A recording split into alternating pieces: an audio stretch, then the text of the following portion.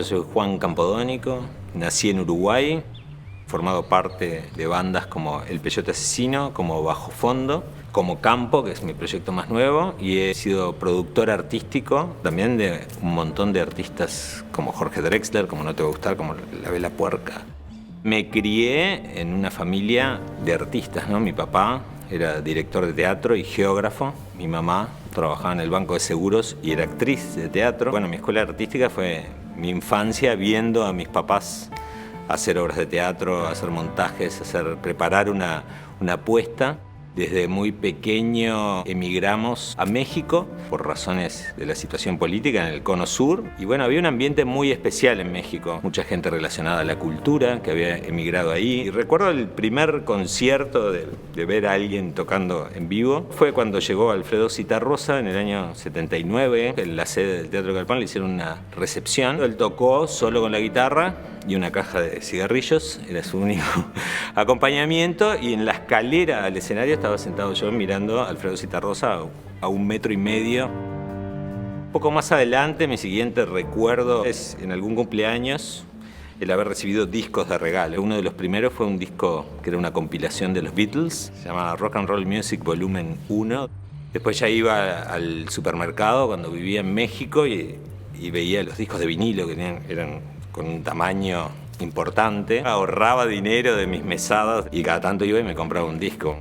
Digamos que mi primer instrumento fue más bien una raqueta de tenis que había en casa, que nadie jugaba al tenis, pero no sé, quedó ahí.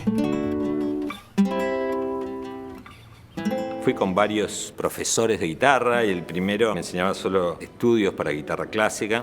Yo le decía, bueno, pero yo quiero esas canciones que se rasguean en la guitarra. No, eso no se enseña. Y dije, bueno, pero ¿cómo lo aprendo? Entonces empecé a buscar por otros lados, toda revista que tuviera un acorde dibujado, un cifradito o algo. Siempre tuve mucha curiosidad por los estilos, ¿no? Tocar en la guitarra, bueno, a ver cómo se toca un poco de blues, o cómo se toca jazz, o cómo se toca una canción con un rasgueo folclórico.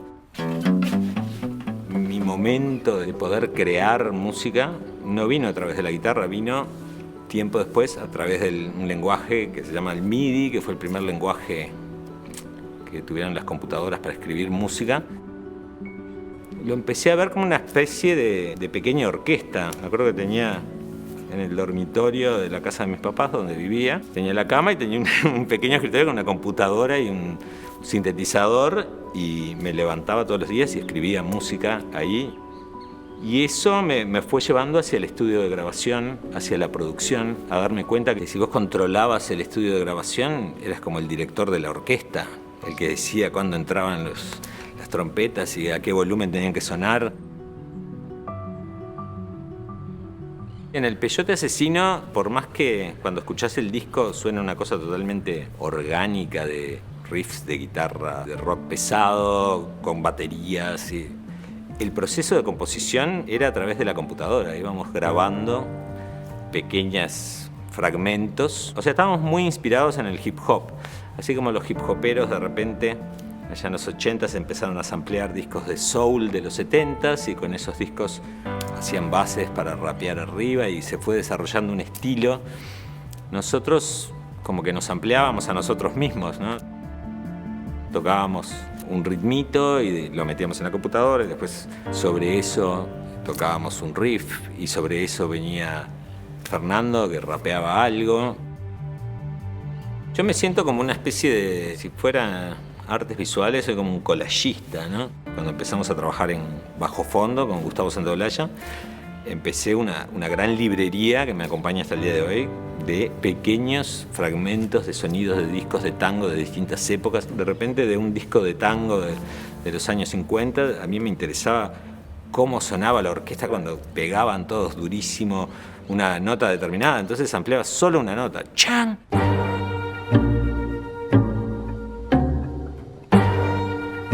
En una grabación queda capturado más que un sonido. Mi búsqueda en el momento de crear siempre es conectarme con algo que a mí que tenga mucho sentido para mí, que sea algo profundo, que a veces tiene que ver con ir a algún recuerdo de la infancia. Hay un tema de Bajo Fondo que se llama Pa' Bailar, que cuando empieza suena un ritmo de batería que yo los amplié es de un disco de un espectáculo que se llamó Libertad, Libertad, que es un espectáculo que dirigió mi papá en el año 71, que fue el año que yo nací, en el cual actuaba mi mamá antes de quedar embarazada y durante parte del embarazo. Cuando vos pones algo y para vos tiene mucho sentido, uno se conecta con algo que lo trasciende a uno, que son las personas, la sociedad, la cultura. Todo eso está todo unido, es un organismo. Yo iba a la escuela, hablaba como mexicano, cuando volví a mi casa hablaba como uruguayo. En casa comíamos milanesa con papas fritas, cuando iba a la escuela algún taco de repente o algún dulce con mucho chile. Ver las diferencias y particularidades de una cultura a mí me ha servido mucho de inspiración. Cuando hace unos años empezó a sonar muchísimo la cumbia villera en Montevideo y en Buenos Aires, y era un estilo muy asociado a la marginalidad, por momentos con cosas muy feas, letras muy sexistas, sonidos muy agresivos. Si fuera texto sería todo escrito con falta de ortografía, ¿no? La cumbia villera. Y a mí me resultó como que, bueno, tengo que entender qué de esto me parece lindo y relacionarte con eso, no vivir en una sociedad simplemente segmentando, no, yo voy de acá hasta acá, a tal barrio no voy, tal cosa no hago. A mí me gusta hacer. Cuando hago siempre me equivoco y de eso que me equivoqué aprendí.